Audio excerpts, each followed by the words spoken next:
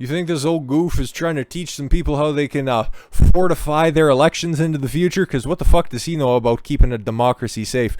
By the way, Joe, you're the president of a constitutional republic, so I don't think democracy really plays a whole hell of a lot into this. And the fact that you're trying to host something, normally, if you're going to be the host of something, you've got to be fairly eloquent. You've got to be fairly loquacious in your speech. You got to be able to hold the attention of people out there. You've got to be able to move around, and those are two characteristics that you don't have in your advanced age at this point, unless it's going to turn into some kind of a fucking performance art piece where you're just going to eventually take a fucking header into the table because you can't even support your own body weight at this point. I don't know what you are even remotely hoping to accomplish with this fucking summit. Biden seeks to shore up world democracy with December summit. Okay, but you're going to be locking everything down by December, so is this going to be another one of these Skype calls where you're just virtue signaling by putting your mask on, even though you've already had 25 fucking boosters? I don't know, but this is already so far into the future, and it's so weird to consider that December is right around the corner, but at the rate that all of this fucking insanity is just expedited, it seems like December and planning for something in December 9th and December 10th, it really does just seem like a fucking decade into the future, if we're being totally honest. U.S. President Joe Biden, fresh off his first major bipartisan victory. Yeah, that fucking gross over-expenditure where he fucking hoodwinked 19 rhinos that are out there. Or maybe that's just the base of the Republican Party. Like, there's a couple of good outliers. You want me to name them? Sure. Mike Lee, Ted Cruz on occasion. Rand Paul's pretty weird, but he's one of the Goodmans. Outside of that, Tommy Tuberville. I know I'm missing a couple, but 19 of them motherfuckers. The GOP is not your friend. Be an individual. I think that's what should wake a lot of people up to this situation. But anyways, yeah, no, that's a major bipartisan victory. Cool, you fucking convinced Mitt Romney to support what you're doing. You're really fucking changing the world, Joe. Is turning to larger efforts aimed at shoring up faith and democracy. You know it's a really good system if you have to continue to reinforce that you're the most popular president of all time. I never tire of saying that. Because YouTube tells me it's true, and convening a summit with other world leaders later this year. Biden, who took office in January. Yup, totally legitimately, too. I've been reassured by every fact checker that's out there, including Reuters, who we're using for this source. After a hotly contested election, still criticized by his rival, Donald Trump. That's former president, you fucker. And his supporters. Hi. Will gather heads of state from other democratic nations for a virtual summit, because he's already planning lockdowns. Virtual summit on December 9th and 10th, and the White House said on Wednesday. Not Joe, because he was probably napping at the time or something. I don't know, maybe not playing with his dogs, maybe trying to pull them off of one of the security agents that are around. Oh, and also missing walkways, because he's really good at that. Let's name all the things that Joe Biden is good at. A very short list. The summit will also include representatives of civil society, philanthropy. Oh, okay, so Al Sharpton types. Cool. And the private sector. It'll be like Jack Dorsey, Mark Zuckerberg. Yeah, private sector, private business, right? That has the fucking ear and has all of the sway of the Democratic Party. No, definitely private sector. Who will make commitments for a year of action with a follow-up in-person session 1 year later. It said in a statement, this is going to be some of the most eye-opening, corrupt shit you will ever fucking see. Especially because I thought at the outset of this, when I was going to do this coverage, I just thought it would be a couple of other heads of state from around the world. But I didn't realize that he would be trolling the depths of the fucking race baiters and the hustlers out there. But hey, they're going to be at the table too, so that should really tell you who's on your side and who isn't. The challenge of our time is to demonstrate that democracies can deliver by improving the lives of their own people and by addressing the greatest problems facing the wider world. How many real people have you talked to in the past, year? The ones that haven't been plants, the ones that haven't been staged. I'm just wondering, Joe, like, when was the last time you were actually out there in New Hampshire or Delaware, where it's really tough to discern what state you're describing at the moment. It's not like you know where you actually are at any given time. Or if you'd like to tell us who you have been meeting with, you could release some of those documents of the 17 trips you've taken back to Delaware to your multi-million-dollar fucking mansion in Wilmington on a public servant salary. If you would just like to tell us who you are actually meeting with, that would be fun, and tell us how you are making their lives better. I have some theories. Those attending will discuss the challenges faced with democracy. Yeah, people criticizing it. So as to collectively strengthen the foundation for democratic renewal. Oh, the Great Reset. That'll be fun. Focusing on defending against authoritarianism. You're very good at that. Oh, not defending against it. Fighting corruption. Biden's going to talk about fighting corruption. Wow. Holy. Wow. Okay.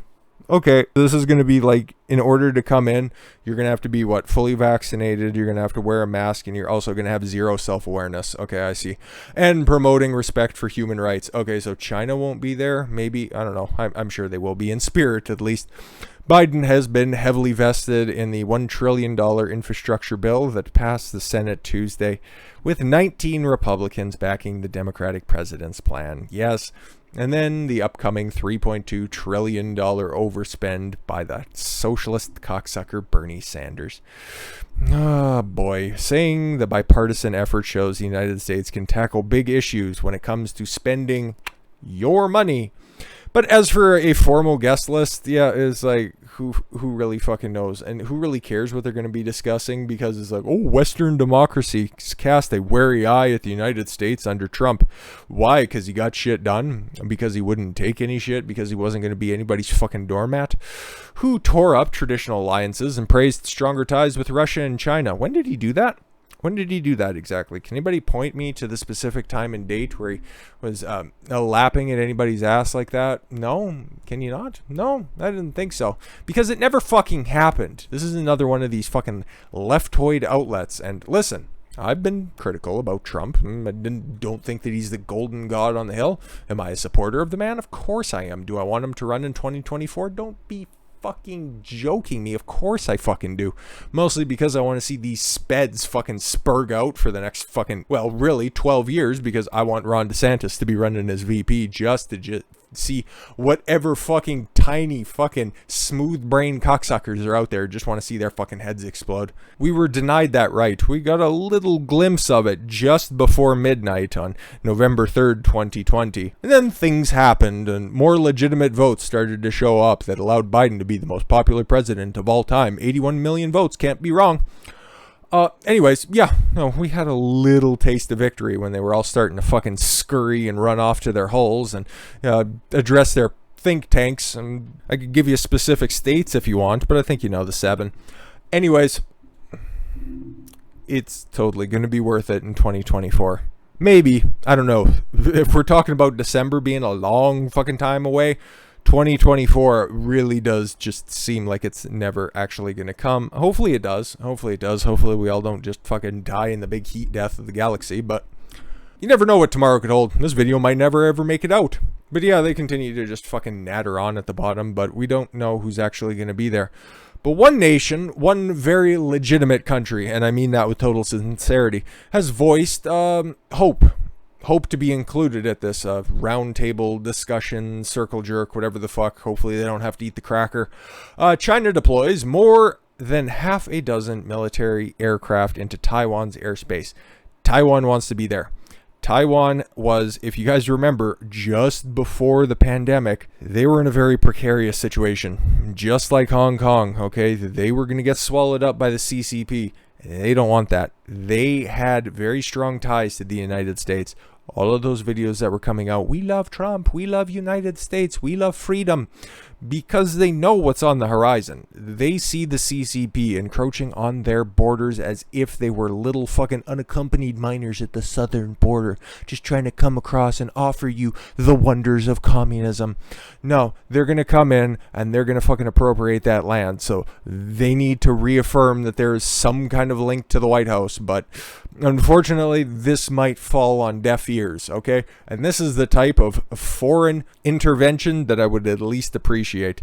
hold off the CCP from trying to take over Hong Kong and Taiwan. Those places are legitimate, and unless you take all of your political talking points from John Cena, Taiwan is a country, just to let you know.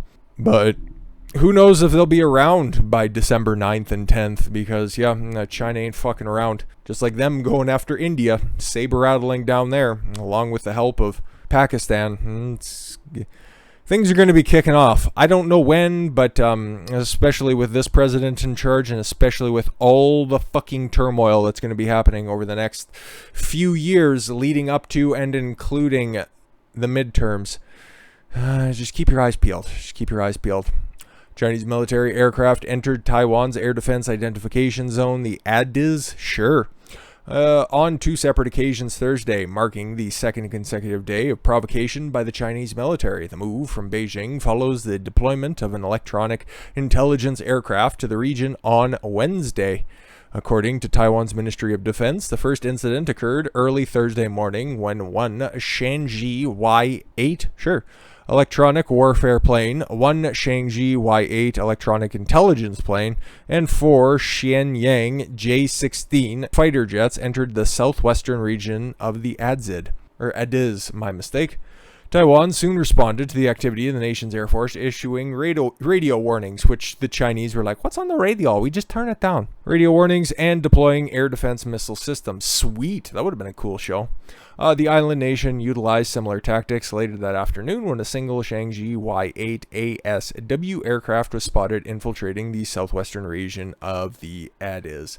All of this is possible. We can continue to go on. We don't know where the story is going to end up ultimately going because, yes, like those warships that are just off the borders of India as well, they've been there, they've been stationed, they've been waiting because they know that India's biggest fan, their number one backer, the United States, is weak as a motherfucker at the minute, and China can continue and encroach on Hong Kong, they can continue to encroach on Taiwan, and they know that there is going to be zero motherfucking intervention. You guys remember that little face-to-face meeting that took place in Anchorage where Xi's delegation absolutely bent the fuck over the table Antony Blinken and his little fucking posse of pussies. It was a sick fucking display, and I don't think, other than a couple of calls and maybe just a brief face-to-face, there hasn't been a serious sit-down between Xi and Biden yet.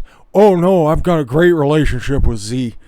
You know what, if fucking Reuters wanted to talk about how, Trump is praising China, just listen to everything that Biden has said about Xi, because that reads like a fucking young adult romance novel. All I can say in closing, because this is just a very, very, very complex affair, and I wouldn't want to be starting any other fucking conflicts. I am not the Democratic Party.